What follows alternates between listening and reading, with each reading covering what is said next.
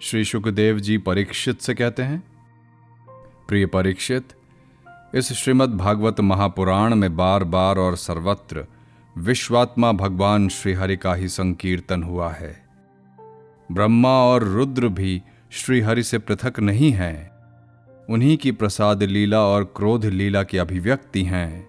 हे राजन, अब तुम यह पशुओं की सी अविवेक मूलक धारणा छोड़ दो कि मैं मरूंगा।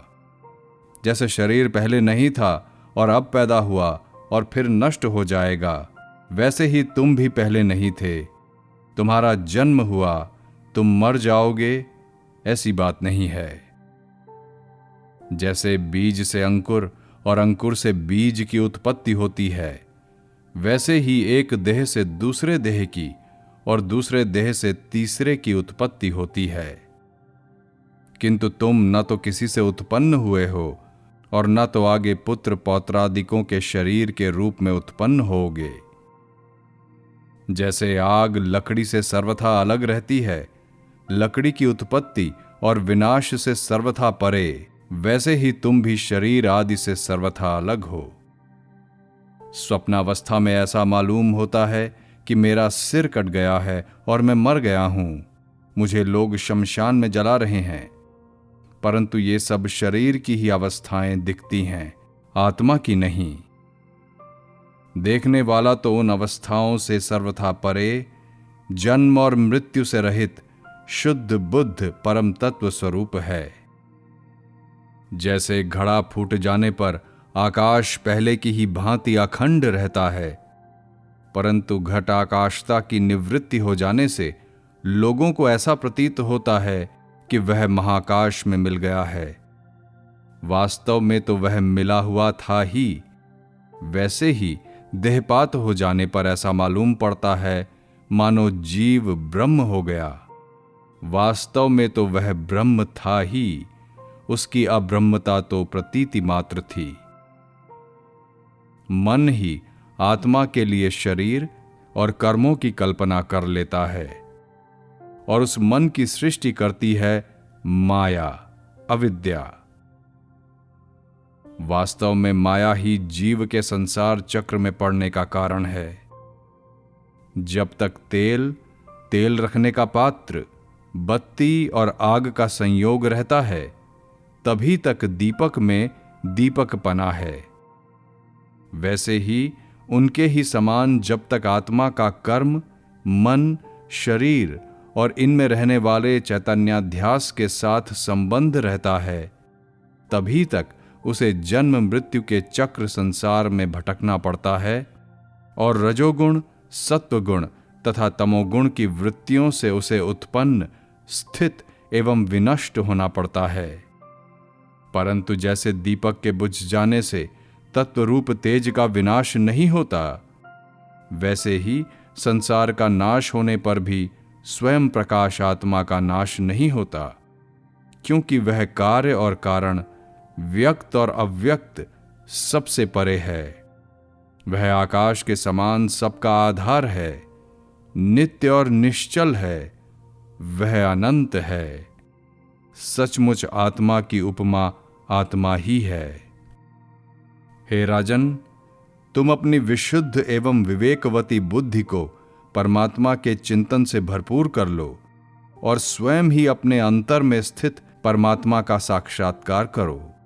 तुम मृत्युओं की भी मृत्यु हो, तुम स्वयं ईश्वर हो। ब्राह्मण के शाप से प्रेरित तक्षक तुम्हें भस्म न कर सकेगा। तक्षक की तो बात ही क्या, स्वयं मृत्यु और मृत्युओं का समूह भी तुम्हारे पास तक न फटक सकेंगे। तुम इस प्रकार अनुसंधान चिंतन करो कि मैं ही सर्वाधिष्ठान पर ब्रह्म हूं। इस प्रकार तुम अपने आप को अपने वास्तविक एक रस अनंत अखंड स्वरूप में स्थित कर लो। उस समय यदि अपनी विशैली जीभ लपलपाता हुआ अपने होठों के कोने चाटता हुआ तक्षक आए और अपने विषपूर्ण मुखों से तुम्हारे पैरों में डस ले, तो कोई परवाह नहीं। तुम अपने आत्मस्वरूप में स्थित होकर इस शरीर को और तो क्या सारे विश्व को भी अपने से पृथक न देखोगे।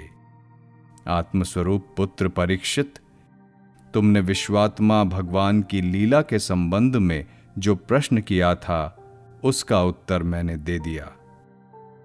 राजा परीक्षित ने कहा, भगवान, आप करुणा के मूर्तिमान स्वरूप हैं। आपने मुझ पर परम कृपा करके अनादि अनंत एक रस सत्य भगवान श्रीहरि के स्वरूप और लीलाओं का वर्णन किया है। अब मैं आपकी कृपा से परम अनुग्रहित और कृतकृत्य हो गया हूं। संसार के प्राणी अपने स्वार्थ और परमार्थ के ज्ञान से शून्य हैं और विभिन्न प्रकार के दुखों के दावानल से दग्ध हो रहे हैं। उनके ऊपर भगवन्मय महात्माओं का अनुग्रह होना कोई नई घटना अथवा आश्चर्य की बात नहीं है। यह तो उनके लिए स्वाभाविक ही है। मैंने और मेरे साथ और बहुत से लोगों ने आपके मुखारविंद से इस श्रीमद् भागवत महापुराण का श्रवण किया है। इस पुराण में पद पद पर भगवान श्रीहरि के उस स्वरूप और उन लीलाओं का वर्णन हुआ है जिसके गान में बड़े बड़े आत्माराम पुरुष रमते हैं।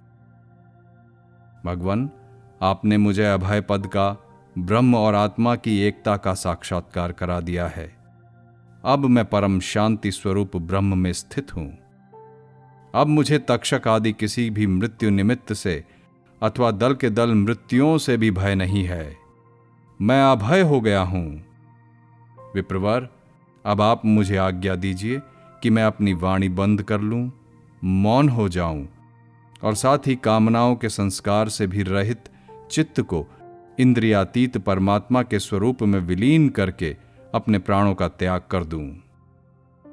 आपके द्वारा उपदेश किए हुए ज्ञान और विज्ञान में परिनिष्ठित हो जाने से मेरा अज्ञान सर्वदा के लिए नष्ट हो गया है। आपने भगवान के परम कल्याणमय स्वरूप का मुझे साक्षात्कार करा दिया है। राजा परीक्षित ने भगवान श्री शुकदेव जी से इस प्रकार कहकर बड़े प्रेम से उनकी पूजा की। अब वे परीक्षित से विदा लेकर समागत त्यागी महात्माओं, भिक्षुओं के साथ वहां से चले गए। राजर्षि परीक्षित ने भी बिना किसी बाह्य सहायता के स्वयं ही अपने अंतरात्मा को परमात्मा के चिंतन में समाहित किया और ध्यानमग्न हो गए। उस समय उनका श्वास प्रश्वास भी नहीं चलता था। ऐसा जान पड़ता था मानो कोई वृक्ष का ठूंठ हो। उनकी आसक्ति और संशय तो पहले ही मिट चुके थे। अब वे ब्रह्म और आत्मा की एकता रूप महायोग में स्थित होकर ब्रह्म स्वरूप हो गए।